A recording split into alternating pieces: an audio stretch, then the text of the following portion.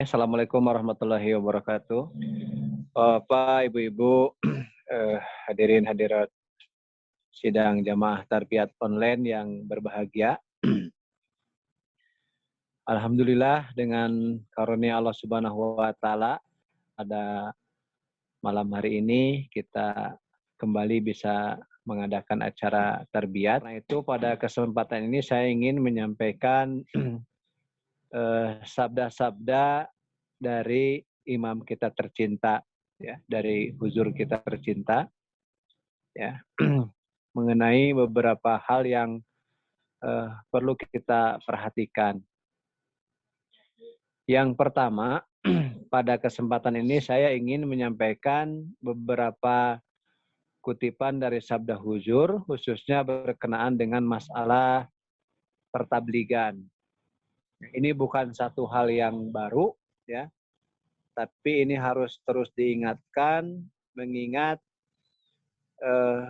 kita, ya, Jemaat Ahmadiyah Indonesia secara nasional pada tahun 2025, ya, akan memperingati jubili atau 100 tahun Jemaat Ahmadiyah di Indonesia. Nah, di dalam pelaksanaan ataupun memperingati 100 tahun JAI ini, ya, Huzur menghendaki, ya, agar tahun 2025 itu, ya, Jemaat Ahmadiyah Indonesia mendapatkan 100.000 mubain baru. Otomatis ini adalah tugas dan tanggung jawab kita untuk bertablik. Nah, di dalam kesempatan ini, ya, saya ingin mengingatkan kembali beberapa anjuran-anjuran atau nasihat-nasihat huzur, ya, berhubungan dengan masalah tablik. Ya, kenapa demikian? Karena memang tablik ini posisinya itu ataupun kedudukannya itu, derajatnya, ya, makomnya itu fardu, artinya wajib, fardu ain malah, ya, kewajiban yang harus kita laksanakan. Ya, sama halnya seperti kita ibadah sholat, ibadah puasa, ya, pengorbanan harta. Nah, itu kan wajib kita kerjakan. Nah, tabligh pun seperti itu juga. Ya, perintahnya kan sudah jelas, ud'u ila sabili rabbika. Jadi itu kan fi'il amar, artinya perintah, ud'u, ya, berdakwalah, serulah, bertabliglah. Nah, ini perlu kita sadari bahwa tabligh itu adalah pekerjaan yang wajib, ya, pekerjaan yang harus kita kerjakan. Nah, sehubungan dengan itu saya ingin menyampaikan beberapa motivasi yang diambil dari pidato Hazrat Khalifatul Masih IV Rahmatul Alaih, ya, dalam seminar tabligh internasional di Islamabad. Ya, beliau sampaikan pada tanggal 31 Juli 1992. Ya. Di sini di dalam muqaddimah huzur, ya, memberikan nasihat kepada kita mengenai bagaimana tabligh itu tadi yang sudah saya sampaikan, itu kewajiban untuk kita. Ya, di sini saya bacakan, ya, bahwa kualitas tertinggi dari motivasi yang disebutkan dalam Al-Quran Suci secara berulang-ulang untuk menunjukkan kepada motivasi Rasulullah SAW. Maksudnya motivasi tentang tabligh, ya. Jadi untuk membandingkan kualitas dan keuntungan dari motivasi terhadap faktor-faktor lain di dalam pertabligan, maka seseorang dapat memusatkan perhatiannya berkenaan dengan keluhuran akhlak. Ini, ya, yang huzur pertama tekankan kepada kita, ya, di dalam motivasi tablighnya itu menekankan bagaimana, ya, pentingnya keluhuran akhlak. Jadi modal utama bagi para dai ataupun daiyah, ya, itu adalah mengutamakan tentang keluhuran akhlak. Ya. Nah, jadi dengan modal keluhuran akhlak inilah maka kita akan menjadi seseorang dai yang sempurna. Nah, lebih lanjut di sini huzur mengatakan, akhlak yang sempurna yang diciptakan Tuhan untuk kita Karena maksud dakwah ilallah yang sesungguhnya adalah menyebarkan amanat kepada orang lain dan mengajak mereka ke jalan Tuhan. Nah, ya jadi modal dasar ataupun pondasi dari akhlak tadi itu yaitu untuk mengajak kita ke jalan Tuhan. Nah, kalau kita tidak memiliki keluhuran akhlak, kita tidak memiliki kesempurnaan akhlak, ya, bagaimana kita ini bisa mengajak ke jalan Tuhan? Ya, sementara Tuhan itu kan kita tahu bahwa Dia itu adalah sumber daripada segala sumber kebaikan. Ya, nah kebaikan itu sendiri harus ada di dalam akhlak kita. Ya, bagaimana kita bisa mengajak kepada jalan kebaikan kalau misalkan kita tidak memiliki akhlakul karimah, akhlak yang baik? Bisa jadi ya orang yang mungkin diajak oleh kita pun ya mereka akan mengatakan ya diajak ke jalan Tuhan seperti apa? Kan begitu. Kalau misalkan kita tidak memperlihatkan akhlak yang baik ya. Bisa jadi orang bertanya apakah memang Tuhan yang dia ikutin itu ataupun dari seorang pengajak tadi itu Tuhan yang seperti itu. Ya, kalau misalkan mereka berakhlak tidak baik ataupun berakhlak buruk. Ya. Tapi kalau seorang dai, seorang penyeru, ya, seorang mubalik, ya, seorang yang biasa bertablik, ya, mubalik itu artinya penyampai kan, gitu. Dia memiliki akhlak yang baik, ya, ketika sampai kepada seseorang seruannya itu, dia akan bertanya ataupun dia akan berkata bahwa, oh sesungguhnya kita ini diajak ke arah Tuhan yang maha baik tadi, ya, sesuai dengan akhlaknya. Nah di sini Huzur yang paling pertama menekankannya itu tentang keluhuran akhlak. Nah, di sini Huzur mengatakan bahwa Hadrat Muhammad Rasulullah SAW adalah orang yang buta huruf, tidak hanya buta huruf akan tetapi ya milik daripada orang-orang yang buta huruf juga. Ya. Dan kaum Arab dikategorikan sebagai umat yang paling bodoh saat itu ataupun jahil ya di daerah itu. Sebab berbatasan dengan Arabia, kedua sisinya diaping oleh bangsa-bangsa besar yang telah maju oleh ilmu pengetahuan. Baik di dalam bidang sosial, ekonomi, dan juga di dalam bidang-bidang yang lainnya. Mereka menganggap rendah kaum Arab seperti mungkin pada saat itu di beberapa besar negara memandang rendah negara Afghanistan ataupun beberapa negara miskin di Afrika. Seolah-olah mereka tidak dianggap sebagai ras ataupun sebagai manusia. Jangankan dianggap sebagai mitra yang setara, bahkan mereka dianggap beban bagi dunia. Itulah keadaan Arab saat itu sebelum Rasulullah SAW ya menablighkan Islam. Seperti itulah bangsa Arab ya di zaman dahulu. Ya, dan ketika itu lahir seorang manusia ya, seorang manusia ummi yaitu Muhammad Rasulullah SAW yang disebutkan di dalam Al-Quran Suci sebagai seorang ummi dan milik daripada orang-orang yang ummi ataupun yang buta huruf. Dan tiba-tiba dia dirubah menjadi seorang juru jagat yang mengungguli di dalam setiap bidang kemanusiaan. Pertama-tama Allah Ta'ala bahwa meleburkan diri di dalam masyarakat dan memulai perubahan kepada mereka dan kemudian beliau melalutkan diri ke dalam sifat ketuhanan. Nah, jadi ini yang menegaskan kembali ya dari sifat tadi yang pertama untuk seorang dai yaitu mengenai ataupun berbicara masalah keluhuran akhlak. Ketika Rasulullah SAW datang ya ke Arab saat itu dan beliau meleburkan diri ya dengan masyarakat dan sekaligus beliau juga melarutkan diri kepada ketuhanan, maka terjadi suatu revolusi, suatu perubahan yang sangat besar sekali. Ya, bagaimana peradaban itu 180 derajat itu berubah. Ya. Ini adalah berkat dari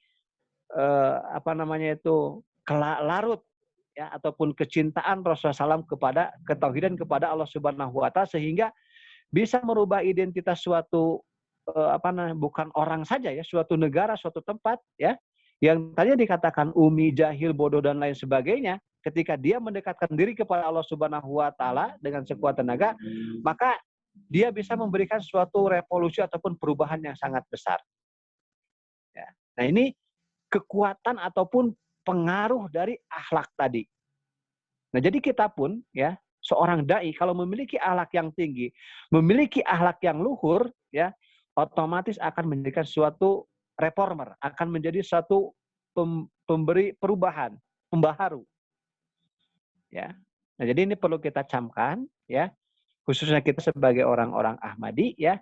Jadilah kita ini orang-orang yang mencontoh ataupun meniru, ya, sifat-sifat dari Rasulullah Shallallahu Alaihi Wasallam, ya. Bagaimana akhlak-akhlak mulia dari Rasulullah SAW. Karena ini menjadi modal dasar kita untuk berdakwah ilallah, ya, menjadi modal utama kita untuk bertabligh, ya, menyampaikan kebenaran, yang menyampaikan visi ataupun misi dari Hazrat Masih Maud alaihissalam. Yang tiada lain yaitu visi misinya itu untuk kemenangan Islam. Nah, ini yang pertama yang perlu kita perhatikan, yang mengenai bagaimana menyelaraskan akhlak kita, ya, dengan pertabligan tadi. Ya, jadi pertabligan itu tidak bisa lepas dari akhlak kita. Ya. Kalau kita ingin menjadi seorang dai yang sukses, kalau kita ingin menjadi seorang daiyah, ya, kalau perempuan yang sukses, maka perbaikilah akhlak kita. Kemudian di sini Huzur menasehatkan mengenai penyelarasan diri. Ya, apa maksudnya penyelarasan diri? Sini Huzur bersabda bahwa Anda mengetahui bila Anda menyelaraskan kepada gardu listrik searah dengan pancaran arus listrik tersebut, maka kekuatan Anda akan menyatu dan searah pancaran kekuatan gardu itu sendiri. Dan Anda mulai menjadi tidak hanya kekuatan diri sendiri, tetapi juga kekuatan dari gardu listrik tersebut. Ya. Seperti ini contoh yang lain, ya, ataupun perumpamaan yang lain. Seperti sepotong besi misalnya yang tertarik oleh magnet. Tenaga dari magnet menentukan seberapa besar kekuatan sepotong besi tersebut, bagaimanapun kecilnya. Mungkin sumber kekuatan yang telah didapatkannya akan menyelaraskan sendiri, dan ketika saya mengatakan menyelaraskan sendiri, ya, yang saya maksudkan seperti apa adanya. Jika besi yang kecil itu tidak lurus dan sempurna ketika diselaraskan dengan kekuatan magnet secara total tadi, maka sepotong besi itu tidak akan berubah menjadi magnet. Nah, ini apa namanya perumpamaannya, ya. Jadi tadi kalau diumpamakan ketika kita misalkan menghubungkan kita dengan gardu listrik, ya maka kita akan akan dapat arusnya, ya. Begitu juga tadi sepotong besi, ya, diumpamakan dia didekatkan dengan magnet, ya, maka dia pun akan punya daya magnet. Nah, ini yang maksud daripada menyelaraskan diri tadi. Di sini mengatakan, jadi penyelarasan itu adalah sangat menentukan, sehingga itulah sebabnya ketika kita belajar tentang proses hajat Rasulullah SAW diciptakan sebagai seorang nabi dan sebagai seorang dai Allah, kita bisa belajar banyak darinya, dan pengetahuan itu adalah sangat menentukan. Ya. Pendek kata, kita tidak dapat merubah orang lain menjadi dai Allah yang handal juga, ya, kita tidak dapat merubah orang lain menjadi benar, sehingga di dalam proses itu seperti apa yang saya katakan, yakni, ya, bila seseorang menyelaraskan dirinya dengan sempurna dengan rencana Sang Pencipta, dengan kehendaknya, kemauannya, maka kemudian Sang Penciptalah yang berbicara kepada orang-orang melalui mereka. Nah, ya, ini kan penjelasannya sangat luar biasa, kita bisa pahami, ya. Ya, jadi kalau kita tidak sesuai dengan kehendak Allah Subhanahu wa taala, kita tidak sesuai dengan keinginan Allah Subhanahu wa taala, ya, selama-lamanya kita tidak akan bisa ikut menyelaraskan, ya. Jadi harus sesuai dengan apa yang diinginkan Allah Subhanahu wa taala, ya. Nah, jadi itu tuntutan, ya, dari seorang dai kepada kita. Nah, tadi contohnya bagaimana ketika Rasulullah SAW, ya, memiliki akhlak yang tinggi, kemudian beliau berada di dalam satu kaum yang jahiliyah, itu bisa memberikan suatu perubahan yang besar, ya, bisa memberikan satu revolusi yang besar. Nah, ini yang dikatakan penyelarasan diri, ya. Lebih lanjut sini Hujur mengatakan lagi, yakni bila seseorang menyelaraskan diri dengan sempurna dengan rencana Sang Pencipta, dengan kehendaknya, kemauannya, maka kemudian Sang Pencipta yang berbicara kepada orang-orang melalui mereka. Motivasi diri, kualitas, dan kekuatan dan pengaruh yang tinggi itulah yang mereka peroleh dalam kata-kata mereka dibandingkan dengan kata-kata teman dan rekan mereka. Didasarkan pada perubahan yang menentukan ini, antara mereka dengan yang lainnya, sehingga itulah pokok dari dai ilallah. Ya. Tetapi seperti apa yang telah diperintahkan dengan jelas bahwa seseorang harus terlebih dahulu memotivasi dirinya sendiri sebelum dia memotivasi orang lain. Nah, jadi masih ada ikatan ataupun hubungannya dengan tadi masalah bagaimana supaya kita ini bisa mengetahui ya, menjadi seorang dai itu harus menyelaraskan akhlak kita, ya. Jadi ketika akhlak kita baik, ya, kemudian kita juga bisa mengajak orang lain, ya, bisa memotivasi orang lain, ya. Tadi kan di sini Hujur mengatakan bahwa ya sebelum bisa memotivasi orang lain ya kita harus memotivasi diri kita sendiri. Ya sama sebelum kita mengajak kebaikan. Dai ilallah kan mengajak kepada kebaikan, menyuruh kepada kebaikan. Ya kita harus baik dulu dalam diri kita sendiri. Ya. Nah, jadi akhlak sangat menentukan, ya. Karena tadi secara kasar ataupun secara sepintas walaupun orang akan mengatakan seperti itu, ya. Kalau misalkan ya timbul di dalam diri kita itu adalah bukan akhlak yang baik, artinya akhlak yang buruk, ya. Orang pun akan bertanya, ya, apakah saya memang diajak kepada Tuhan yang seperti itu? Kan begitu mungkin pertanyaan simpelnya ataupun pertanyaan mudahnya, ya. Tapi sebaliknya kalau misalkan kita memiliki akhlak yang baik, orang dengan secara otomatis meskipun tidak diajak pun dia akan datang dengan sendirinya. Ya. Jadi akhlak yang baik akan sangat mempengaruhi sekali ya kepada perlakuan ataupun kepada tindakan di dalam pertabligan itu. Ya. Di sini Hujur menyampaikan bahwa jadi sekarang Anda mengerti makna dari motivasi. Itu adalah kualitas tertinggi dari motivasi yang saya ingin lihat di dalam diri Anda. Sebab ini adalah rencana Tuhan, sebagaimana Tuhan ingin melihat motivasi pada umatnya. Jika Anda ingin termotivasi, telitilah diri Anda sendiri. Perhatikanlah sejauh rencana dan keinginan Anda untuk merubah tabiat orang lain dengan tulus dan ikhlas karena Allah Subhanahu wa Ta'ala. Seberapa jauh diri Anda sendiri mencintai Tuhan dan seberapa banyak Anda telah mendapat menyerahkan milik Anda sendiri untuk mengkhidmati Tuhan. Untuk mencari Tuhan dan seberapa jauh Anda telah menentukan pilihan-pilihan di dalam hidup Anda dan berpatokan pada keinginan dan kehendak Tuhan. Ini adalah cara ilmiah untuk menguji diri sendiri dan menilai niat Anda. Nah, jadi sebetulnya ya Bapak Ibu kalau kita perhatikan ya, bertablik itu adalah cara untuk memperbaiki diri kita. Ya. Jadi kalau selama ini kita merasakan ada satu kelemahan ataupun kekurangan di dalam diri kita, maka pergilah bertablik.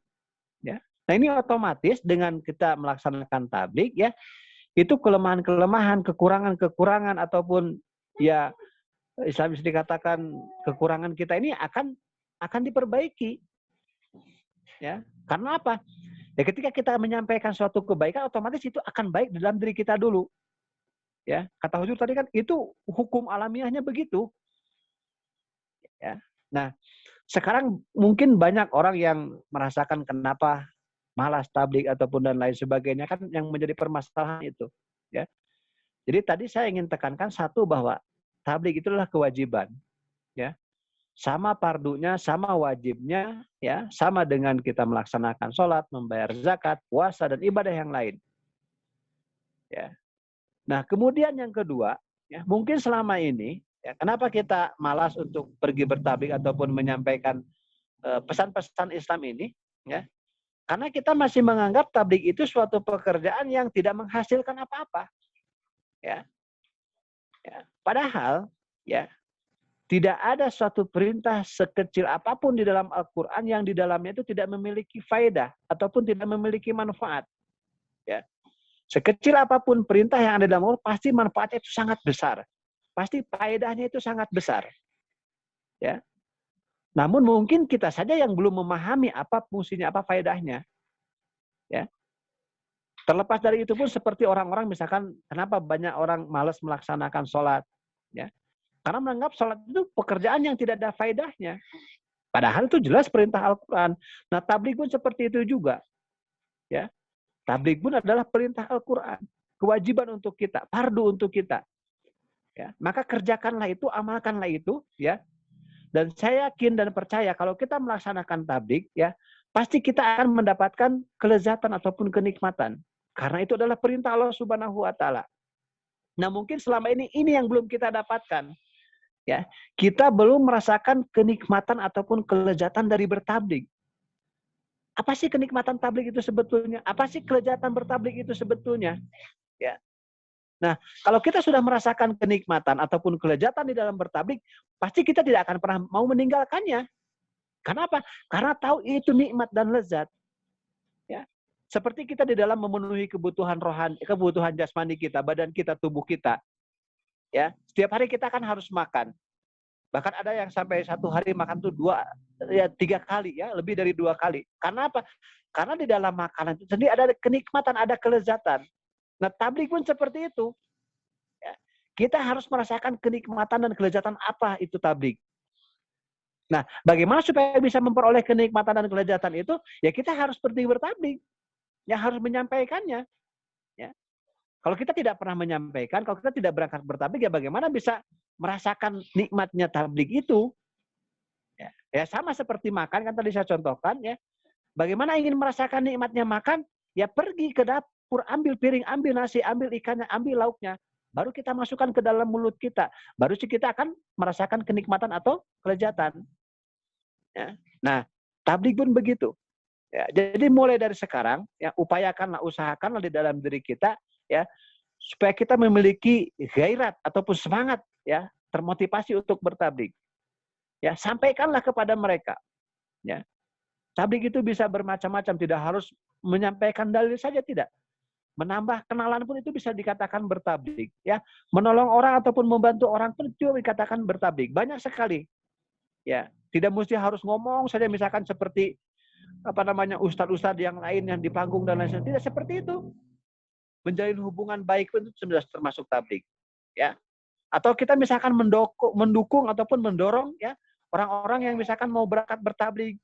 Ya, apakah kita memberikan sarananya, memberikan fasilitasnya, ya, baik misalkan kendaraan kita ataupun misalkan dengan harta, perbekalan dan lain sebagainya, itu pun juga sama, ya, sebagai bertablik. Ya, begitu juga tablik-tablik yang lainnya di sekarang ini banyak sekali. Bisa lewat media sosial ataupun jejaring sosial dan lainnya. Itu pun juga bisa bertablik.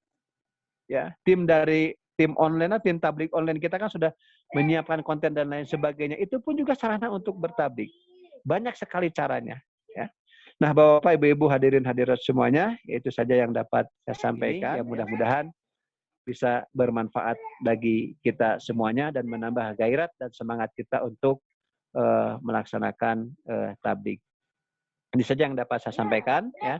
Kurang dan lebihnya saya mohon maaf. Akhiru da'wana alhamdulillahirabbil alamin. Demikianlah. Assalamualaikum warahmatullahi